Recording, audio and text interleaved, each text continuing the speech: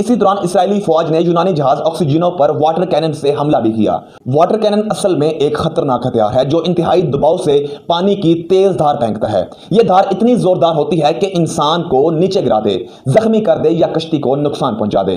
पाकिस्तानी वक्त के मुताबिक रात 9:12 पर इसराइल ने अपने बहरी जहाजों से फ्लोटिला पर कब्जे की कार्रवाई शुरू की। यह ऑपरेशन 1-2 घंटे का नहीं था बल्कि मुसलसल 6 से 7 घंटे तक जारी रहा। नतीजा यह निकला कि अब तक 14 बोट्स इसराइली कब्जे में जा चुकी हैं।